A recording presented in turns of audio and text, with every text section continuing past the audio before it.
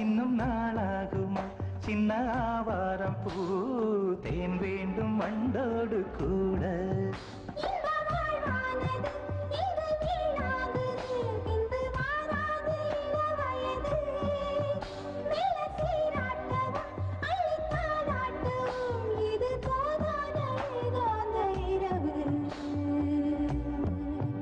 ராக்கோழி ரெண்டும் முழிச்சிருக்கு